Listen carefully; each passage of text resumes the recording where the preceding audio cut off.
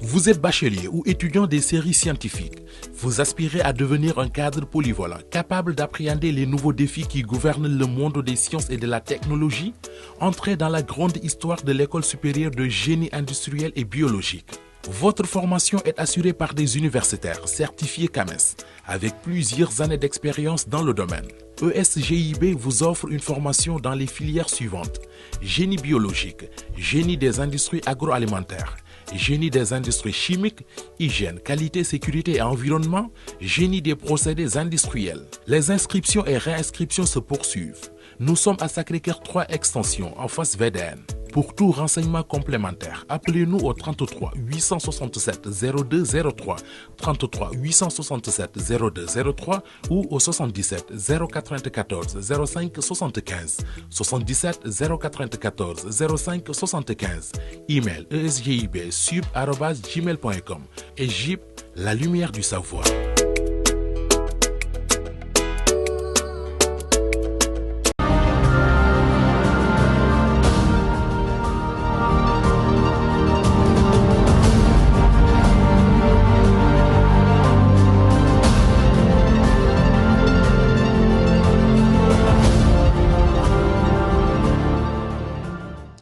Monsieur, bonsoir et merci de votre fidélité renouvelée à la télévision Futur Média et bienvenue dans cette édition spéciale consacrée à la présidentielle en Guinée-Conakry. Plus de 5,5 millions de Guinéens sont appelés à élire le premier président de la 4e République. Une élection sous haute tension, on l'a déjà dit et redit, redoutée parce que tous les observateurs pensent à ce troisième mandat controversé du président sortant Alpha Condé et puis controversé mais aussi parce que la campagne a été marquée par l'instrumentalisation de la différence ethnique. Nous allons revenir sur toutes ces questions tout au long de cette soirée. Dans cette première partie, nous donnons la parole à la société civile guinéenne. Avec nous sur ce plateau, Madame Fatoumata Thiam Ndiaye, elle est la présidente de la Fédération des Guinéens pour le développement,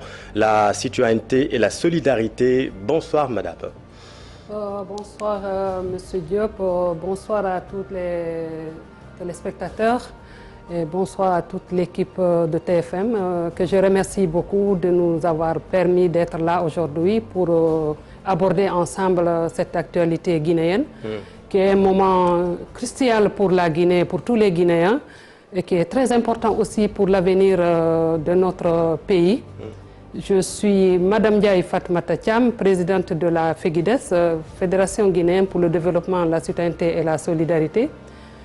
Je réside à Dakar et je fais partie des membres du FNDC, oui. FEGIDES est membre du FNDC oui. Sénégal. Le Front National pour la défense de la Constitution. Nous allons vous redonner la parole bien évidemment tout à l'heure. Vous avez raison de le rappeler. Il y a à peu près plus de 3 millions de Guinéens qui vivent ici au Sénégal. Mais nous sommes avec justement le coordonnateur du FNDC ici au Sénégal, M. Idrissa Bari. Bonsoir M. Bari. Bonsoir. Merci d'avoir accepté notre invitation. Et puis nous serons tout à l'heure avec Alioune Tine, que l'on ne présente plus ici au Sénégal, fondateur d'Africadium Center. À 18h passées, les bureaux de vote ont normalement fermé partout là-bas en Guinée, dans les 4 régions naturelles. Les 2 candidats qui cristallisent les débats ont voté ce matin. Le professeur Alpha Condé a voté à Conakry. Son principal rival dans cette élection présidentielle, Cellou Dalein Diallo, a voté à son fief, à l'Abbé. C'est le 3e duel entre ces 2 hommes. Tous les 2 ont lancé un appel à la paix et à la sérénité. Nous retrouvons justement à Conakry l'un de nos envoyés spéciaux, Barkaba, qui a suivi les 2 candidats ce matin. Nous sommes ici ci wetu palais Sékou Touré ci quelques minutes ñu ngi xaar président Alpha Condé daal di ñëw voté fii ci Conakry moom nag bureau de vote am ak palais bi dafa mel ni da ngay génn rek nga dox waaye dafa mel ni ci biir centre ville bi la jóge nii ànd ak cortège am garde corps yi ak militaire yu koy garde yi ñu ngi nii di toog di ko xaar moom moo nekk nii di ñëw président bi yéen a ngi koy gis moo ngi nii moom moo nekk di ñëw mu ngi dox takk maskam ànd ak aide de camp ak ay garde du corps am moom njiitu réew mi moom moo nekk ni di ñëw sol tout en blanc journalistes yi yëpp a ngi nii taxaw di xaar donc président baa ngi nii Alpha Condé 82 ans bi mooy ñetteelu yoon muy présenté wu ci ay élections am ñu jàpp ne waru ci woon bokk ci jongante yi mais moom mu jàpp ne ginnaaw référendum bu mu def ak constitution bu bees bi am na ci droit. ni nanguwuñu presse bi dugg gunge président ba ci biir bureau de vote bi. C'est pas un problème d'impression. Mon souhait est que l'élection soit libre, démocratique et transparente et que tout se passe dans la paix et la tranquillité. Nous allons faire en sorte de sécuriser tous les bureaux de vote. La Guinée ne peut pas se développer s'il n'y a pas la paix, la sécurité et l'unité. Donc nous appelons tous les candidats à éviter toute acte de violence. Si certains veulent perturber, je pense que l'opinion nationale et internationale sera largement informée.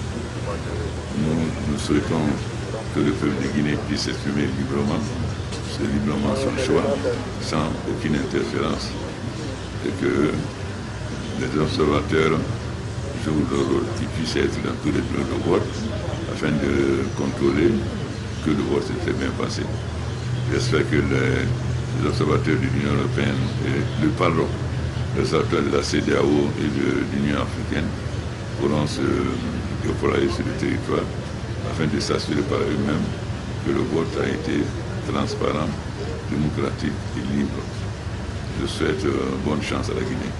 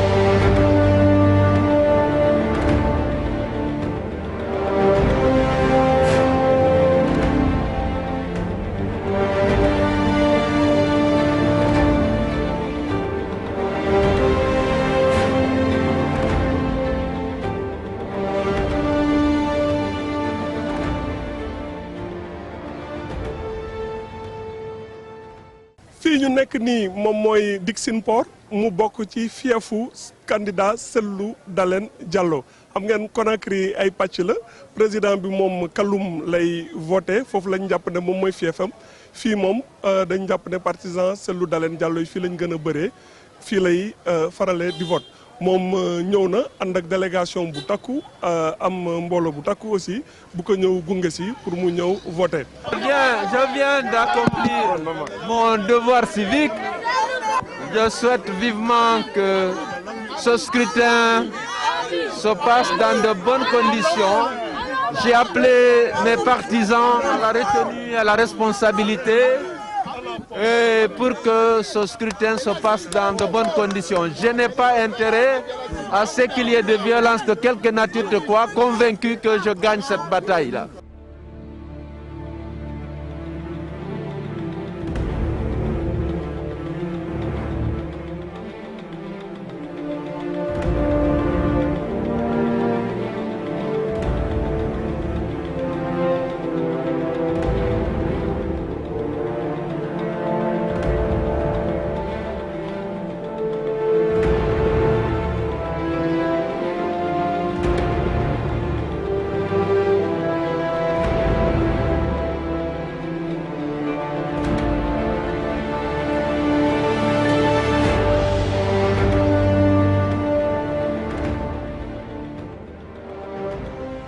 moom tamit Cellou Dalein Diallo bi mooy ñetteelu yoon muy dem ci jongante yi moom ak Alpha Condé 2010 la njëkkoon dem ak Alpha Condé mu rawoon Alpha Condé premier tour bi nekkoon am 44% après ñu toog lu yàgg defuñu deuxième tour bi far Alpha Condé à la surprise générale gagné ko jóge ci 18% dem ba 52%. ci ginnaaw gi ñu defaat yeneen jongante en 2015 yi nga xam ne jotuñu dem deuxième tour premier tour la ko Alpha Condé gagné woon. bii pa nag mu mel ni moom mooy bëre bu mujj bu ñu nar a bëre ñoom ñaari mbër yu gën a mag ci langue politique Guinée yi ma fàttali que du ñoom ñaar rek langue gi 12 candidats la mais Alpha Condé ak Cellou Dalein Diallo ñoom ñooy ñu ci gën a fës ñoom ñoo nekk ci xëccoo bu gën a metti bi xamaguñu fal la mbir mi di mujj waaye ku nekk ñëw nga ànd ak say partisans def déclaration di sàkku dal ak jàmm ci réew mi lu ci munti am rek dinañ leen ko dëgtal ngeen gën a suivre élection présidentielle Guinée ak télévision Futur Média ak suñuy ndaw sur le terrain bu groupe Futur Média en général toujours pour nekk au cœur de l'information pour satisfaire suñuy téléspectateurs. C'était Barkaba Mbissane Ndoye depuis Conakry.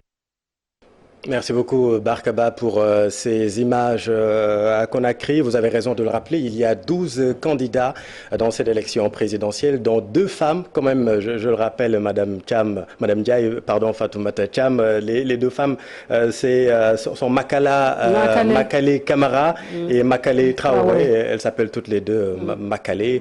Et on va revenir sur leur parcours tout à l'heure. Je vous ai vu très concentré tout à l'heure sur ces images, Idrissa. Qu'est-ce que cela vous inspire? Qu'est-ce que vous avez ressenti en voyant ces images dans les rues de Conakry?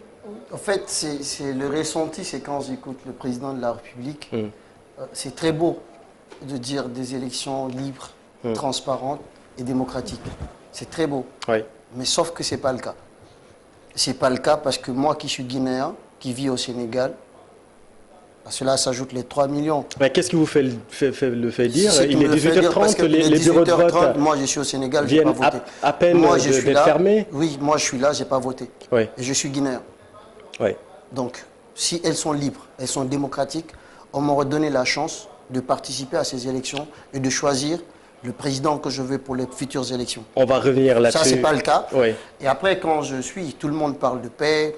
M. Cellou Dalein parle de paix, de quiétude parce qu'il est sûr de gagner ces élections, qu'il ne va pas pousser. Lui, le président Alpha Condé, est sûr que lui, il a très bien organisé ces élections. Dans la sécurité, il n'y a pas d'inquiétude, il rassure la communauté internationale. C'est tout, c'est beau, mais le plus important, si on demande dans l'ensemble, les gens veulent un changement ici. Les Guinéens vivant en Angola et au Sénégal n'ont pas voté, en France également. Oui. On va revenir sur cette question d'enrôlement qui est également très importante pour vous. Mais je vous propose d'aller prendre la température en direct avec Barkaba, en direct de Conakry. Nous allons le retrouver dans un instant. Même question pour vous, Madame Ndiaye, Fatoumata Thiam. En voyant ces images, les 2 principaux, en tout cas candidats qui appellent à la paix, est-ce que cela vous rassure?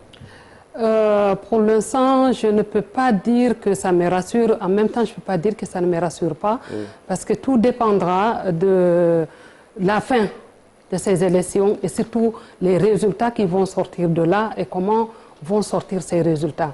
Parce qu'il y a une confiance qui est rompue dans notre pays concernant les résultats des élections depuis 2010. Qu'est-ce qui est à l'origine? Pourquoi la confiance a été rompue? Mais la confiance a été rompue dans la mesure où, si on se rappelle bien, en 2010, les élections présidentielles, le candidat Cellou vient avec 44%. Oui. Et le candidat Alpha Condé vient derrière avec 18%. Oui. Et entre le premier tour et le deuxième tour, il a fallu 6 mois d'attente, du jamais vu. Oui.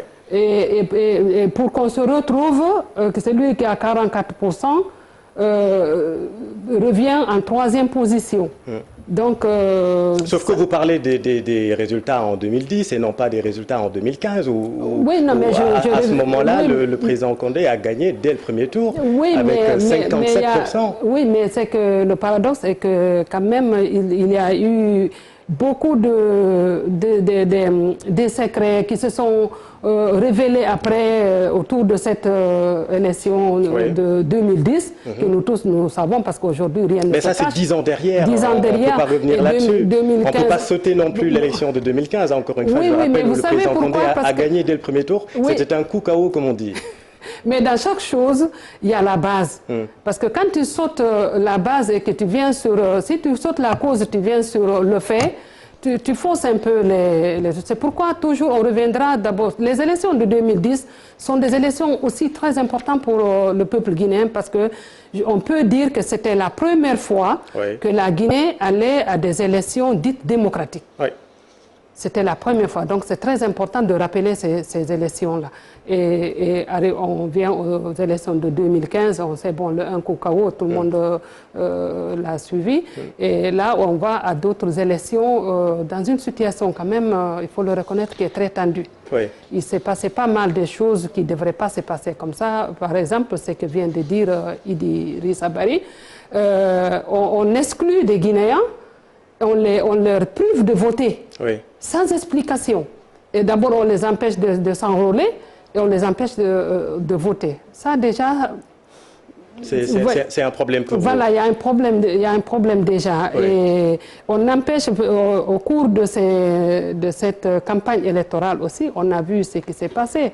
Il y a le leader, le principal adversaire, comme on le dit, Cellou Dalein Diallo, à qui on barre la route avec un tronc d'arbre qu'on met et puis on lui dit tu ne franchiras pas ici parce que là-bas c'est le bastion... Vous parlez des événements de Cancan? De Cancan, c'est le bastion du pouvoir en place, donc tu n'as pas le droit d'aller là-bas faire ta campagne parce que là-bas c'est 100% acquis pour le RPG Arc-en-Ciel. Le RPG avec le professeur Alpha Condé. Il vous rétorque en même temps que le Premier ministre également a été empêché d'accéder dans le centre, dans le Fouta-Jalon, où on sait également que c'est le fief de Cellou Dalein. Oui, mais on ne l'a pas empêché. Le Premier ministre mais il faut aller suivre les choses de près. Le Premier ministre, il est venu, il a été reçu, il a été accueilli. Son convoi a été caillassé, vous le confirmez quand même. Non, ça je ne le confirme pas. Je ne peux pas dire que... Ah si, les photos sont là. Oui, la voiture du Premier ministre a été caillassée. Attendez, M. Diop. Il faut aller voir comment, dans quel contexte c'est arrivé. Qui a dit qu'on a caillassé le véhicule du Premier ministre parce que nous sommes partisans de tel parti. Tandis qu'à Cancan, au barrage de Cancan, on a carrément dit, ils ont carrément dit au leader, et là c'est nous, tu ne passes pas ici parce que là-bas c'est avec les t-shirts. Du parti au pouvoir. Et le préfet de l'Abbé a expliqué ce qui s'est passé à l'Abbé. Le Premier ministre est venu, il a été reçu. En tout cas, les images, on les a tous vues. Il y a la voiture du Premier ministre qui a été caillassée. Le Premier ministre a été caillassé. On va revenir, si vous le permettez, sur ces tensions préélectorales. On va revenir sur tout cela. J'aimerais quand même intervenir, avant de vous donner la parole, sur cette impression de l'intérêt pour le vote qui est devenu de plus en plus grandissant en Guinée. Je vais vous donner la parole là-dessus. Mais nous allons à Conakry retrouver Barka Ba en direct. Bonsoir Barka. Bonsoir Chérif. Quelle est la température sur place? Normalement, les bureaux de vote ont fermé. Quelle est la situation sur place? Alors là où on se trouve à l'école primaire où tout se passe bien pour le moment dans les bureaux de vote, à l'heure du dépouillement, et les différents représentants des différents partis sont en train de se concerter et de concerter le dépouillement. Et donc, les échos que nous avons dans la rue, pour le moment, tout est en train de bureau de vote et de cette élection. On a redouté cette élection, on l'a dit partout, que c'est une présidentielle sous haute tension, à part les événements de Kindia dans la nuit du jeudi à vendredi. Pour le moment, tout se déroule calmement, est-ce qu'on peut le dire? Oui, hormis les éléments mais il y a d'autres qui ont marqué quand même la campagne, comme l'interdiction à certains candidats d'accéder à une localité. Mais par rapport au niveau de violence que l'on craignait, l'incident de Kindia, qui est quand même quelque chose de très sérieux parce que c'est une attaque par un groupe assaillant d'un camp militaire qui a conduit à la mort du chef de commando de Kindia. En dehors de ça, on a noté une escalade de violence. Est-ce que c'est continueront comme ça? On l'espère. Pour le moment, on a plus on n'a pas encore reporté d'incidents violents dans le reste du pays. Autre question, Barka, on a suivi hier à la télévision guinéenne le général Ibrahima Baldé, qui est le commandant de l'UCEL, l'unité spéciale de la sécurisation de l'élection, a annoncé que la circulation sera interdite de 6h à 22h le jour du vote. Quelle est la situation sur place? Est-ce que c'est une nouvelle qui a été bien accueillie par les populations et surtout, est-ce qu'elle est respectée? Elle a été globalement, de ce que nous avons vu et ce que nous avons pu constater, il n'y a pas eu beaucoup de restrictions. Ceux qui avaient des laissez-passer dans le véhicule ont pu aller se rendre tranquillement. Nous avons même vu des jeunes jouer au football, retraités, être tranquillement sous l'arbre à palabres en train de poser. Par rapport à la tension que l'on craignait, et surtout en dehors de la Guinée, il y a un calme. Alors, apparemment, est-ce que c'est le calme avant la tempête? Je ne peux pas dire que la tension est peut-être dans les textes, elle est perceptible, on ne sait pas quoi de fait. Et c'est très, très difficile d'avoir une visibilité quand on offre, soit avec les officiels, ou avec certains Guinéens, tout le monde, le moment de vérité va advenir, les premiers résultats vont tomber. Est-ce que le pays va basculer dans la violence ou faire un saut pour accepter le verdict des urnes? Ça, je donne là. Pour le moment, on observe, on attend et on prie surtout. Est sorti voter, est-ce que c'est peut-être tôt ou pas? Et est-ce que vous avez des chiffres sur le taux de participation, Barka? Pour le moment, il est difficile de donner une participation. Ce qu'on voit, c'est aujourd'hui, et comme on peut noter quand même, il y a eu une assez de confiance très tôt le matin sur les bureaux. Alors, pour l'élément de comparaison, il faudra un peu pour donner avoir une idée du cas. Mais globalement, on peut dire que à Conakry, les gens sont sortis massivement. On va attendre, Barkaba, les chiffres officiels et n'hésitez pas à nous revenir dès qu'il y a quelque chose à signaler là-bas en Guinée. Je le disais, Idrissa Bari, on a l'impression que l'intérêt pour le vote s'est considérablement intensifié en Guinée. C'est dû à quoi, selon vous? C'est dû à beaucoup de facteurs, parce qu'il y a les indécis qui, par exemple, quand les manifestations du FNDC ont pris goût, certains ont dit « ça ne nous regarde pas ». Donc on n'est pas avec le pouvoir, on n'est pas dans l'opposition, ça ne nous regarde pas. Il y avait cette catégorie, il y avait la catégorie du FNDC, de la société civile qui menait le combat pour le respect de la Constitution de 2010. Il y avait le parti au pouvoir qui menait sa campagne, sa promotion. Combat que vous avez lancé depuis octobre 2019. Voilà.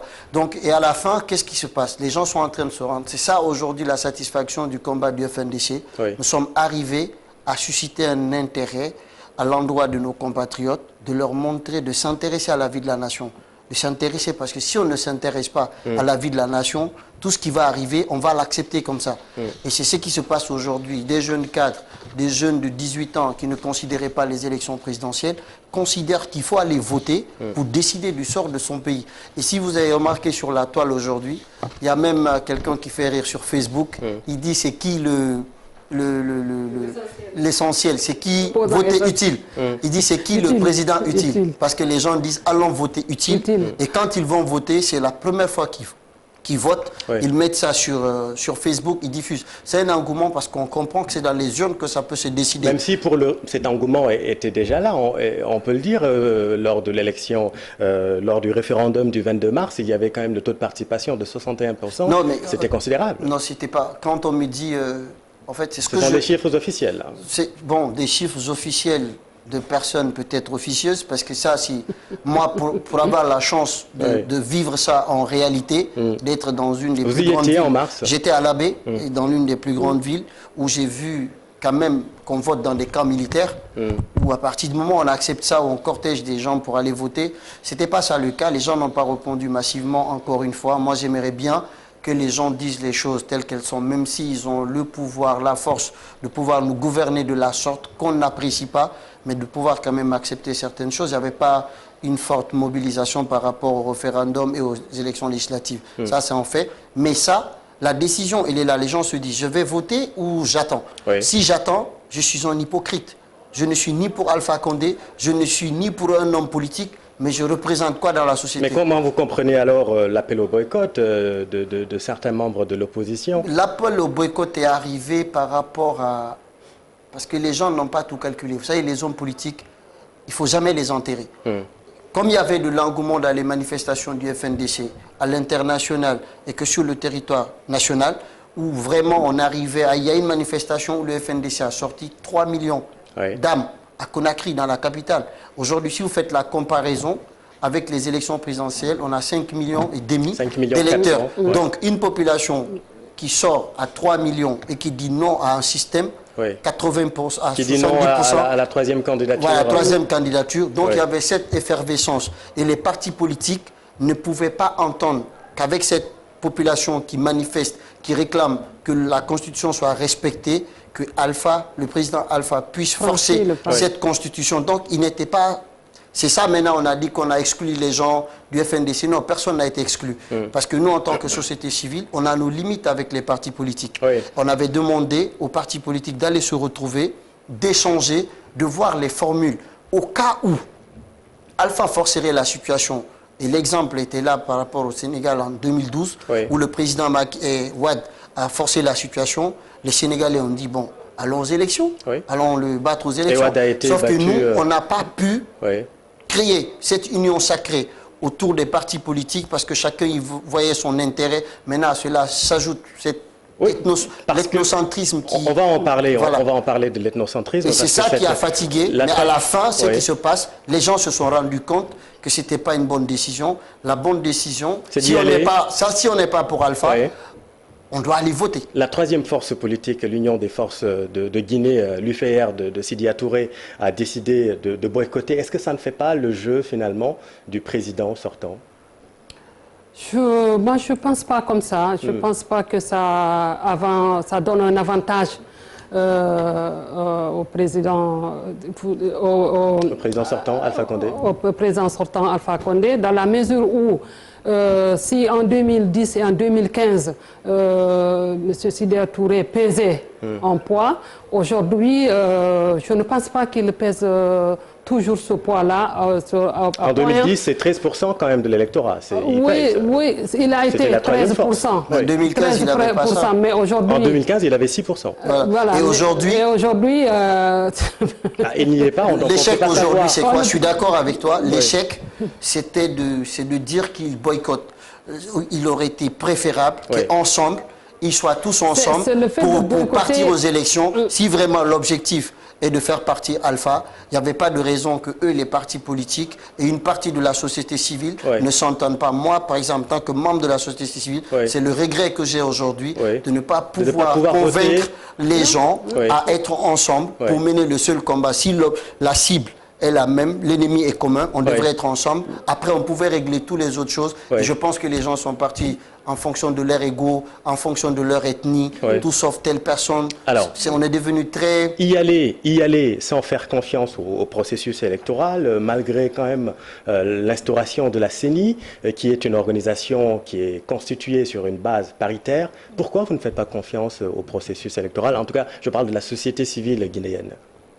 Mais la société civile guinéenne ne manque pas tant de confiance à ce processus électoral, mais c'est que c'est les conditions qui devraient être mises en place pour rassurer tout le monde, qui n'ont pas été là comme il se le doit. Oui. Mais c'est en se rendant compte aussi, boycotter ces élections, quel résultat, quel objectif on obtiendra après? Parce que si je rejoins Idrissa, si on voit ce qui s'est passé, 3 millions, on sort 3 millions de Guinéens sortent, revendiquent. Ils sont contre le changement de la Constitution, ils sont contre un troisième mandat. Ça n'a pas empêché qu'on change la Constitution et que le président Alpha Condé se présente pour un troisième mandat. Oui. Donc, si aujourd'hui aussi on boycotte ces élections et qu'il aille quand même aux élections, c'est comme si on prenait le pays aujourd'hui et on le laissait dans les mains de ce pouvoir auquel vraiment on aimerait bien que les choses s'arrêtent là, parce que c'est la fin d'abord de leur mandat. La Constitution ne permet à un président que de faire 2 mandats et quitter. Il n'a pas le droit de se présenter à un troisième mandat, même s'il a changé la Constitution et qu'il lui a permis, sa Constitution lui a permis d'aller se présenter pour un troisième mandat. Mais aussi parce que il faut reconnaître que le peuple n'est pas satisfait de ces 10 ans. Mais ça, on le saura à la fin de ces élections. On attend les résultats. J'aimerais que l'on revienne sur le vote ou le non-vote des Guinéens du Sénégal et de l'Angola. La question de l'enrôlement a alimenté les polémiques préélectorales. Ceux-ci n'ont pas été enrôlés au cours de la révision du fichier électoral. Donc les Guinéens du Sénégal, je le disais, et de l'Angola n'ont pas participé à ce scrutin. Comment avez-vous vécu cette situation? Je rappelle que donc vous n'aurez pas boycotté. Si on vous a empêché. Autorisé de voter, vous n'aurez pas boycotté. Non, on n'aurait pas boycotté. Parce qu'on pense que la voie des urnes, c'est une voie légale, c'est une voie constitutionnelle et c'est un droit pour le citoyen. Et quand vous parlez de confiance aujourd'hui, parce qu'ils ont finalement validé avec la CENI, les institutions internationales, validé ça. Mais la CEDEAO a validé le fichier électoral. C'est là-bas que je respecte. Qui serait satisfaisant. Moi, c'est là-bas que mon désarroi est là-bas.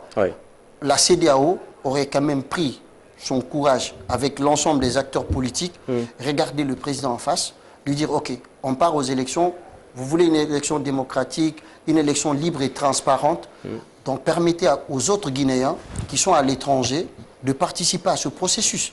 Si ce n'est pas prêt, reporter les élections afin que les Guinéens de l'étranger s'enrôlent. Et à partir du moment où on est enrôlé, on va voter. Et malgré tout ça, on ne vote pas et on veut nous parler d'un processus. Peut-être que je me trompe de la notion de démocratie ou je ne maîtrise pas la définition de la démocratie et de la liberté des personnes et de leurs biens. Peut-être que je ne maîtrise pas. Mais si tu empêches un citoyen de voter, mais tu l'as privé tout aujourd'hui. Donc, quand vous dites... Le fait, par exemple, au Sénégal, comment un pays responsable, on parle d'un pays, on ne parle pas d'une association, d'un quartier, on parle d'une nation. C'est-à-dire, c'est le 28 décembre ou le 29 décembre, le novembre de l'année dernière, où le processus devrait démarrer au Sénégal, que l'ambassade de Guinée fait un courrier au ministère des Affaires étrangères pour leur dire très urgent, pour avoir une autorisation de commencer l'enrôlement des Guinéens du Sénégal. Sachant qu'ils avaient déjà amené les Carles dans les différents quartiers. Vous pensez que ça a été fait à dessein pour vous empêcher de voter? En fait, je pense que je suis en train de... Clairement, pour être un peu plus factuel. Oui, mais le factuel, quand je vous l'explique, vous devrez le comprendre. Le jour J, où on doit démarrer recensement, où il y a 3 millions de Guinéens, on est sûr qu'on ne peut pas enrôler 50 000 personnes. On attend le jour J pour amener une lettre aux autorités sénégalaises pour demander une autorisation où les Guinéens sont devant l'ambassade pour venir s'enrôler. Ce n'est pas sérieux, ça. Et c'est ce qui a fait que les gens, ils ont payé leur transport, ils ont pris leur temps pour venir à l'ambassade, ils ne sont pas recensés, ils ont manifesté, ils ont créé, il y a eu une tension là-bas, donc ils ont utilisé ça pour dire qu'il y a une manifestation au Sénégal et tout, on a bloqué. Quand les élections présidentielles sont arrivées, ils ont amené un document aux partis politiques où c'était pas clair, vote ou vote pas. Et le Sénégal, l'État sénégalais avait donné l'autorisation que les Guinéens du Sénégal peuvent voter. Donc il n'y avait pas de confinement, il n'y avait pas de raison qu'on ne vienne pas enrôler les Guinéens du Sénégal.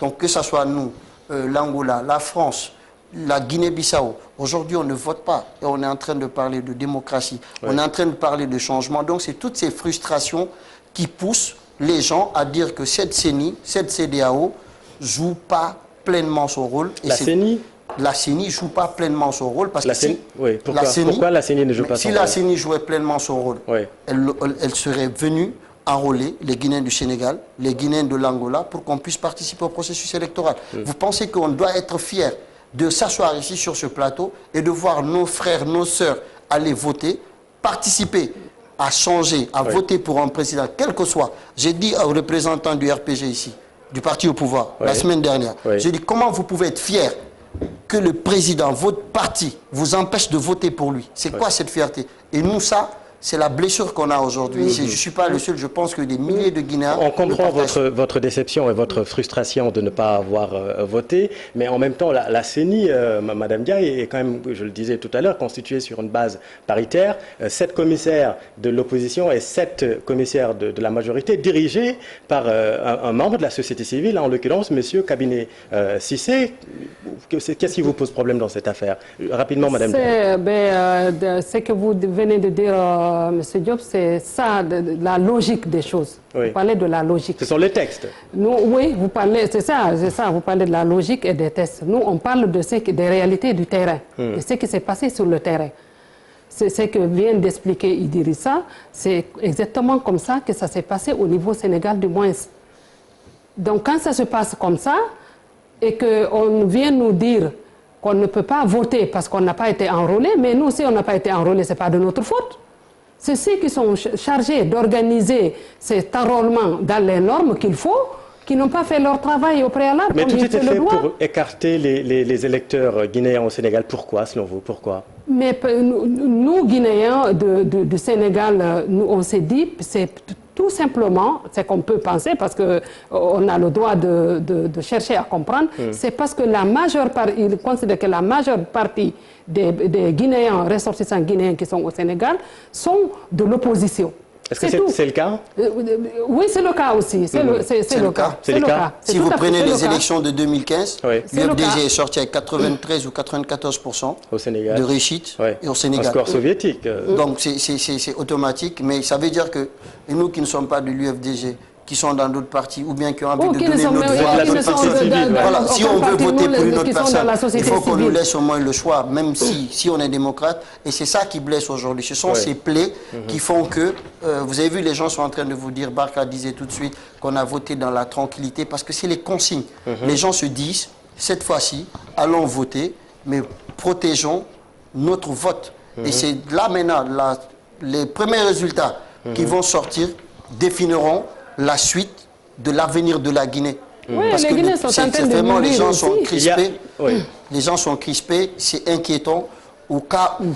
Parce que la position, elle est très claire. Vous entendez le président de la République parler, vous sentez, ces militants pensent qu'il a gagné. Vous écoutez l'opposition. Il ne l'a pas dit en tout cas. Non, il ne l'a pas dit, mais je dis, ils sentent qu'ils vont gagner, ces militants. Vous allez dans l'opposition, le camp de l'opposition le camp de l'opposition, les 10 autres candidats. On n'y va pas pour dire qu'on va faire. Oui, mais c'est ce que je dis, mais il y a 2 potentiels candidats. Par exemple, je suis désolé, Inma Kale ne va pas me dire je vais gagner tout de suite les élections.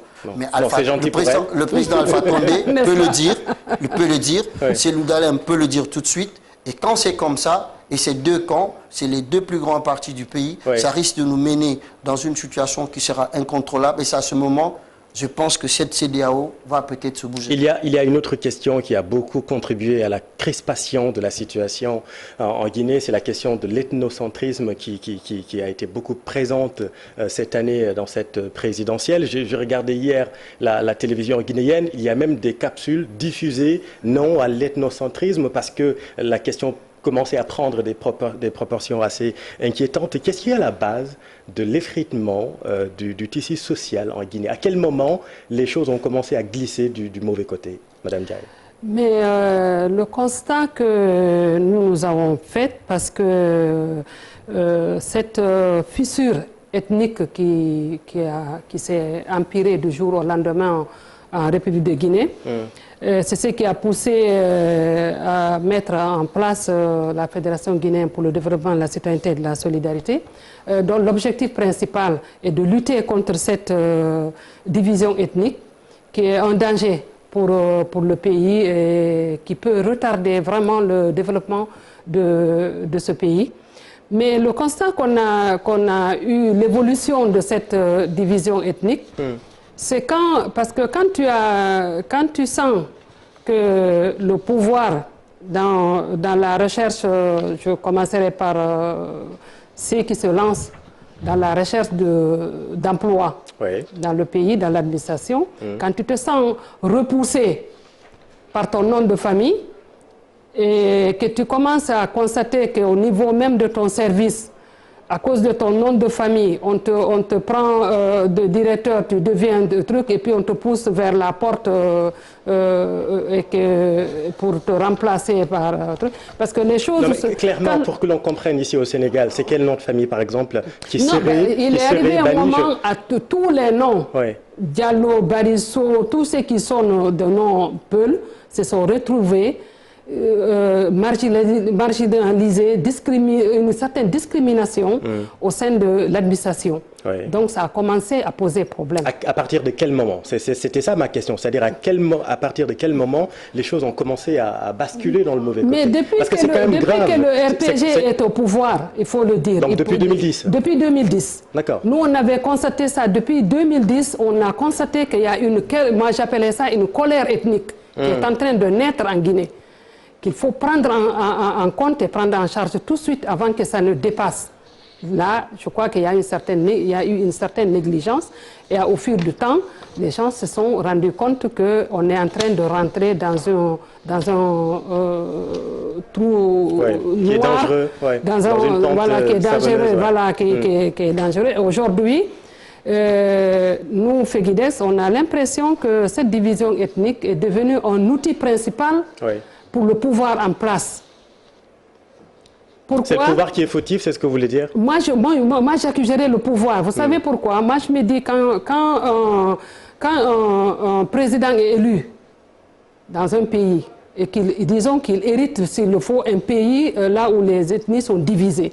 Moi, je pense que son premier souci et son premier rôle serait d'unir d'abord la famille de la Guinée avant de commencer quoi. Et puis prendre ça vraiment en compte et sensibiliser les populations à rester unies que d'avoir des propos qui divisent. En même temps, Madame Ndiaye, est-ce qu'on peut faire ce procès quand même à Alpha Condé, qui, rappelons-le, est malinqué, a combattu Sékou Touré, malinqué comme lui? Est-ce qu'aujourd'hui on peut lui faire ce procès-là quand même? Parce que vous ne parlez pas de son bilan. C'est ça quand même qui est extraordinaire. La société civile guinéenne et l'opposition ne parlent pas du bilan d'Alpha Condé, mais plutôt l'ethnocentrisme, les questions identitaires.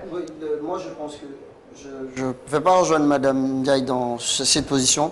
Moi, je pense que cette histoire, elle date de très longtemps. Depuis les indépendances, depuis 1958, mais les gens sont en train de le vivre et couramment, même dans les familles, progressivement. Moi, je prends l'exemple sur ma famille. Ma mère, elle est malinquée, mon papa, il est Peul. Mais c'est un truc qu'on a vécu. Et c'est le fait de le nier qui crée toutes les tensions. Elle existe, mais les gens vivaient bien. Mais en fait, c'est les politiques qui sont venus quand ça les arrange. En fait, c'est pas que les malinqués qui font de l'ethnocentrisme, les Soussous le font, les Peuls le font. Je rappelle que Lassana Conté et les Soussous, les forestiers le font, mais le plus souvent... il n'a jamais été attaqué parce Pourquoi maintenant? Non, en fait, ça a toujours existé, mais ça a été instrumentalisé les 10 dernières années. Les gens l'ont plus instrumentalisé, c'est devenu carrément, ça existait. C'est qui les gens? Moi, c'est ça ma question. C'est les côtés, en fait. C'est les deux côtés. C'est pas que les deux côtés. C'est pas que les Peuls et les Malinqués, mais ça se répercute le plus souvent entre les Peuls et les Malinqués. Tu vois, mais les Soussous le font, les forestiers le font, mais c'est pendant les élections qu'on le vit. Aujourd'hui, vous prenez l'exemple. Je prends un quartier de Labé, Konkola, où il y a des Malinqués et des Peuls. Mais il y a une partie où les Malinqués sont plus nombreux, les Peuls qui sont là-bas ont demandé à quitter juste le quartier le temps des élections parce qu'ils ne sont pas en sécurité. Vous avez des Peuls à Cancan. Oui. Vu la situation du pays, les manifestations qui sont produites, ont été obligés de monter de prendre des camions, de se retrouver vers Mamou. Elle existait bel et bien, mais on l'a instrumentalisé de la part de tous les Guinéens en fait. Il faut l'assumer qu'il y a l'ethnocentrisme en Guinée. Quand il y a les élections présidentielles, on l'utilise beaucoup, et le plus grand parti, c'est avec le pouvoir en place, parce que c'est le pouvoir qui doit déterminer un peu la stabilité, l'union sacrée. On le dit, mais on ne le vit pas. Et c'est ce qui est un peu déplorable. Je pense qu'on pouvait plutôt utiliser des projets de société, comme vous l'avez dit, les projets de société à présenter ce qu'on veut faire pour le pays, que de parler si vous votez pour telle personne. C'est comme si vous votez contre moi. Je pense qu'un président de la République ne doit pas avoir ces expressions, comme un homme politique de l'opposition ne doit pas dire votez pour moi parce que c'est mon ethnie. Ça n'a pas de sens. Le plus important, c'est de proposer des programmes de société aux Guinéens qui puissent faire en sorte qu'ils puissent avoir de la santé, une bonne éducation, une situation environnementale correcte, et ça. Mais on ne peut pas, on le cache, et c'est ça le danger. Si je suis votre raisonnement, Madame Diaye, le vote identitaire aura un poids considérable cette année. Forcément, forcément. Moi, je veux un peu revenir sur ce que Idi est en train de dire. Je suis beaucoup plus âgée que Idi. Je suis née et grandi à l'Abbé. Là où j'ai grandi, dans la cour là où j'ai grandi, il y avait des Soussous, des Malinké, des forestiers, des Peuls, des Djakanké. Nous, quand on était petits, entre les Malinké, qu'est-ce qu'on s'était fait? C'est-à-dire, on se disait de telle heure à telle heure, tout le monde parlait Malinké. De telle heure à telle heure, tout le monde parle Peul. Ce qui fait que moi, jusqu'à mes 15 ans, je parlais parfaitement la langue Malinké, que j'adore d'ailleurs, que je la parlais très bien. Donc nous, on n'a pas connu ça. On n'a pas connu ce problème ethnique durant toute notre enfance. C'est pourquoi ça me heurte plus que tout, parce que moi, j'ai grandi avec toutes ces ethnies-là. Et nos mamans, on les appelait Fulamaninka, ça veut dire Peul Malinké. Nos grands-mères s'appelaient Fulamaninka, parce qu'ils parlaient toutes Malinké, ils vivaient dans la même cour. Il y a une certaine cohésion. Voilà, on partageait nos repas, chacun ramenait son plat, on mettait ça dans la grande cour, on mangeait ensemble, nous les enfants, on jouait ensemble. Moi, jamais j'ai entendu mes parents me parler du mal sur une ethnie quelconque, et vice-versa. Donc, aujourd'hui, quand ça arrive comme ça, moi je ne peux accuser que le pouvoir en place, par rapport aussi à ces slogans. Dire par exemple que si un Malinké vote pour un autre candidat Malinké qui n'est pas du RPG, c'est comme s'il a voté pour Cellou Dalein. Mais qui a dit ça? Mais le président de la République de Guinée, Alpha, il l'a dit, et il l'a dit, et mieux que ça, tout récemment, sa dernière sortie, c'est de dire que si vous les Malinké, vous restez là, et qu'un Peul arrive au pouvoir, soyez sûr que vos enfants risquent d'être des étrangers attention à ce que vous dites, madame, parce que le président l'a nié quand même. Qu'est-ce qu'il a nié? Il a nié ses propos. Mais on l'a entendu. Il a rappelé, je le disais tout à l'heure, comment lui, Malinké, parce que si c'était ça, pourquoi il aurait combattu un Malinké comme lui alors? Mais c'est ce qu'on ne comprend pas. Mais vous savez aussi qu'il y a des images, en fait, il y a des choses quand même qui sont réelles aujourd'hui. C'est dire une chose et son contraire. Par exemple, quand le président, je me rappelle, quand il a dit on va en guerre, c'était officiel qu'il l'a dit, peut-être le contexte, mais il l'a dit. Mais quand les journalistes lui ont demandé la dernière fois, il a dit à aucun moment qu'il n'aura jamais la guerre en Guinée. Et le Premier ministre, par exemple, la dernière fois, Koya, il a répété la même chose. Si ces gens-là viennent au pouvoir, sachez que vos enfants vont devenir des étrangers. Moi, c'est des propos que je n'accepte pas. Et au même moment qu'elle est en train de dire, par exemple, moi, l'ethnocentrisme, je le vis jusqu'à aujourd'hui. Vous savez pourquoi? Elle est en train de dire que c'était bien. Moi, jusqu'à présent, dans ma famille maternelle, on nous appelle Foulaké Ladé. Ça veut dire quoi? On ne nous appelle jamais par notre nom, en fait. On nous appelle le fils du Mais Peul. c'est assez profond, tout ce que vous dites. Mais c'est profond parce que moi, aujourd'hui, je peux le dire. Parce que s'il y a un choix à faire, je vais leur dire que je les déteste les deux en même temps. Parce que ma mère, elle est Malinké, mon père est Peul. Et c'est les deux qui ne s'entendent pas le plus en Guinée. Je ne suis ni bien chez l'autre, ni bien chez l'autre. Chacun doute de moi. Tu vois, quand il y a les élections, chacun pense que, je peux le dire, ma mère a perdu ses frères et sœurs pendant ces élections de 93, juste parce que le président était Alpha Condé était passé faire un tour chez nous. Oui. On sait les conséquences que ça a coûté, même à mon père, en fait. Le simple fait de passer, vouloir demander à ma mère de soutenir. Ça, c'est des choses qui sont réelles. Et moi, quelqu'un ne peut pas me dire que ça n'existe pas. Ce sont des faits réels. Mais comment le combat... Ça existe bel et bien, et ça ne date pas d'aujourd'hui. Ça ne date pas d'aujourd'hui. C'est ce que vous voulez dire. Et aujourd'hui, il faut que nous, on arrive à refuser ça. Tu sais pourquoi ça marche? Parce qu'il y a des gens qui l'acceptent. Si on le refuse, ça ne peut pas arriver. Parce que nous, on est au Sénégal, on vit avec des Malinké, des Peuls, des Soussous, on vit en harmonie, on ne le vit pas. On aura Barkaba sur cette question parce qu'encore une fois, ça a cristallisé les débats.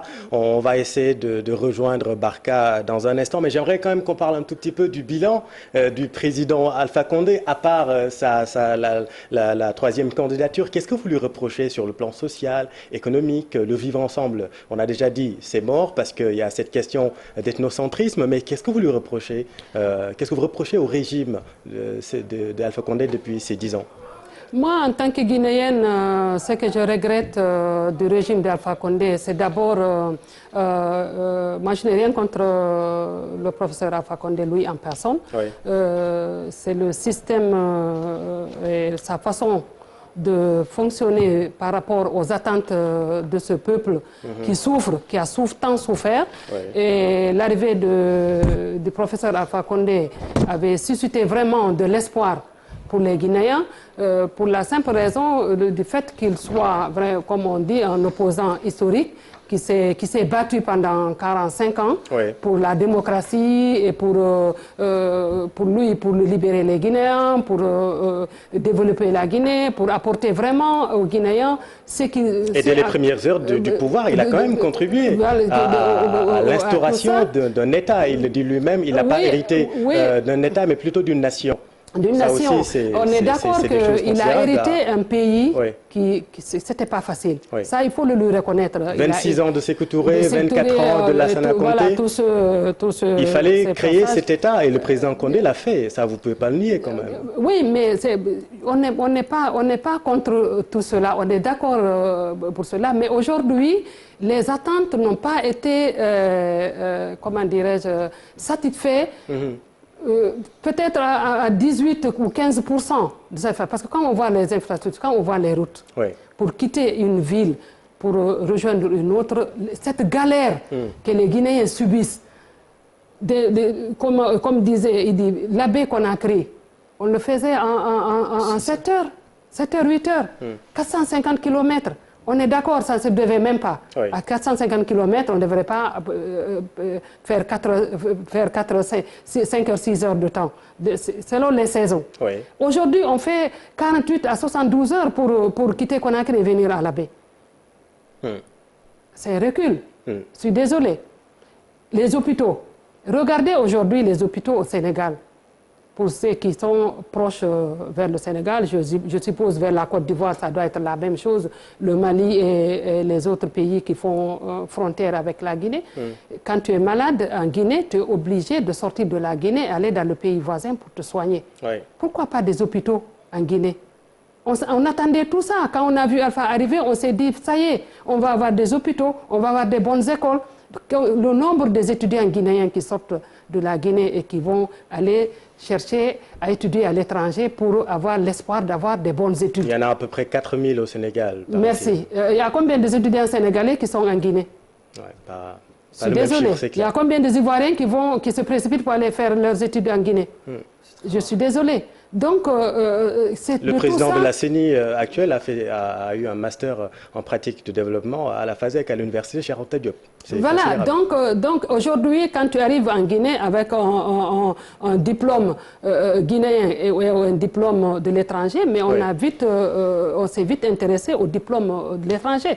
Tandis que quand tu sors avec un diplôme guinéen et que tu vas à l'étranger, il ne prend pas compte de cela. On te teste, on te reteste pour prendre en compte. Je ne peux pas mettre tout ça au compte de professeur Alpha Condé parce que ça dépend de l'âge et de ton lui-même, il l'a dit, il a eu Ebola qui a quand même freiné beaucoup de choses en Guinée. Mais juste sur les routes, elle a raison de le rappeler parce qu'en Guinée, les chiffres officiels évoquent seulement 25% du réseau routier bitumé. Ça, c'est un vrai problème en Guinée. Mais c'est ce que je suis en train de dire. Vous savez, quand un chef d'État arrive au pouvoir, il vient avec beaucoup d'ambition, beaucoup d'envie, qui... Il avait un plan quinquennal. Voilà, il y avait un programme qui était là. 2011-2015. Voilà, il y avait un programme qui était là. On est tous rassurés qu'aujourd'hui, on a 5 grands hôtels, 5 étoiles, c'est top. On est sûr qu'ils ont... Mais son bilan ne se résume pas non, quand même non, juste, je donne... Pardonnez-moi, c'est assez réducteur. Non, vous savez pourquoi je le fais. C'est assez réducteur. Non, mais vous savez pourquoi je le fais. Parle des barrages, le barrage de Caleta. Écoutez, c'est ce que je fais. Vous savez pourquoi je commence par ça? Parce que c'est son discours à lui. À chaque fois, il dit j'ai des hôtels meilleurs que le Sénégal. Mais parce qu'il en est fier. Oui, mais ça, c'est un. Deuxièmement, on ne peut pas lui enlever de travailler à restructurer un peu cette armée, même si elle est encore en train de tuer, de faire des choses. Mais quand même, ils ont travaillé à restructurer un peu. Et sur l'aménagement des barrages, on est tout à fait d'accord. Sauf que nous, on n'a pas encore d'électricité. Ça, c'est notre problème. Sur les contrats miniers, quand même, ils sont arrivés à renégocier les contrats miniers parce qu'il ne faut pas tout enlever aussi, tout n'est pas négatif. Ils sont arrivés à renégocier les contrats miniers. Est portée par le secteur extractif. Contrats miniers, mais c'est ce que je vous explique. Sauf que, vous savez, c'est ça, faire le bilan et être sur le terrain, c'est important. C'est vrai qu'on a travaillé à changer les contrats miniers, à redéfinir les règles de jeu, sauf que les sites dans lesquels on travaille sur ces contrats miniers, les populations sont les plus appauvries, c'est vrai que la main-d'œuvre n'est pas qualitative parce qu'il n'y a pas de formation. Mais il fallait y penser pour faire des écoles dans ce sens, pour former les gens. Et aujourd'hui, ce bilan-là est là. Mais sauf que ce n'est pas les Guinéens, c'est un petit cercle qui profite de ces contrats miniers, c'est-à-dire ses proches, et l'impact direct sur les populations n'est pas là. On nous parle de 17 000 emplois, quelque part de 50 000 emplois qui est fait par rapport aux contrats miniers et tout. Mais visiblement, quand vous partez dans ces villes, vous n'avez pas ça. Sur le plan de l'éducation aujourd'hui, ça fait presque 2 ans, il y a des manifestations. Rappelez, désolé de vous interrompre, la Guinée quand même sous Alpha Condé est devenue le deuxième producteur de bauxite derrière l'Australie. Mais c'est ce que je suis en train de vous dire. Mais quand vous le dites, vous savez, l'intérêt de dire ce chiffre, l'impact, si l'impact n'est pas sur la population, il y a un problème.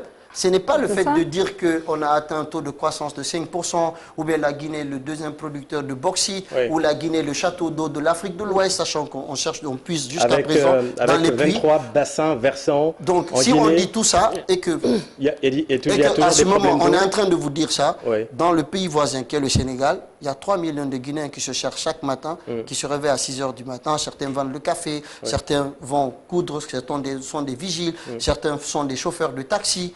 Et un peu partout dans le monde. Ça veut dire qu'il y a un bilan qui est là, c'est-à-dire sur 100% des programmes qui étaient présentés pour la réalisation, nous sommes à 15%. Peut-être c'est ce qu'il peut faire pour la Guinée, on l'en félicite, mais après il faut passer à autre chose.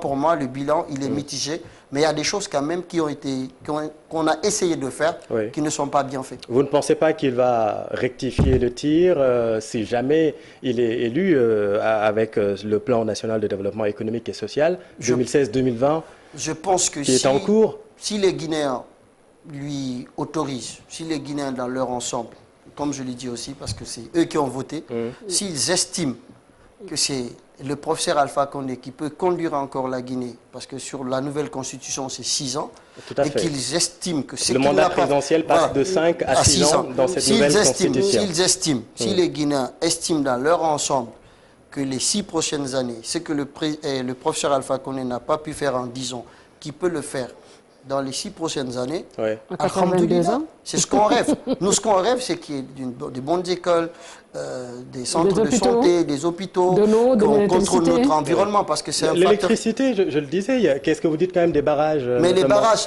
sont là, mais il n'y a pas d'électricité. Les barrages sont là, mais il n'y a pas d'électricité. Et là, on est en train de parler de Swapiti. Après, c'est facile de dire... Qui est quand même un projet d'envergure. Oui, mais quand on le dit, et que dans mon quartier... 500 mégawatts, qui sera opérationnel sous peu. Mais on nous avait dit... Caleta est arrivé, on nous a dit qu'on aura le courant. Alors, le problème avec Caleta seulement, c'est 240 mégawatts, et seulement en période sèche, donc quand les cours d'eau sont à leur niveau le plus bas, les turbines ne fonctionnent pas à plein régime. Ça, c'est pas la faute du président. Mais je vous dis quelque chose, c'est pas le problème. Vous savez qu'est-ce qui est grave? Aussi, quand vous avez un gouvernement aussi responsable, la communication, elle est importante. Mais au moins, il y a une volonté politique. Non, la volonté politique ne suffit pas si vous ne dites pas aux citoyens ce qui doit se passer. Il ne faut pas venir dire à quelqu'un, on ne va pas venir ici nous dire, oui, vous êtes journaliste, on vous paye chaque fin de mois 2 millions. Et vous signez les contrats pour les 2 millions. Un mois après, on vient vous dire non, non, c'est 200 000, on peut vous payer. Il y a un problème. Oui. Il faut dire les choses clairement aux populations parce que c'est l'espoir qui les cours d'eau qui sont à leur niveau le plus bas. Mais si vous ne communiquez pas dessus, c'est pas la faute du président Condé. Ils n'ont jamais communiqué dessus. C'est ça le problème. Un problème de communication gouvernementale. Mais ça, c'est connu de tous. Non, c'est pas connu de tous. Vous savez, vous me parlez et je peux vous écouter. Oui. Mais vous connaissez le taux d'alphabétisation en Guinée? Non. C'est ça le problème. 70% sont analphabètes. Et on a la malchance... C'est un problème de communication. On a la malchance, différente du Sénégal, qui parle une seule langue. Ouais.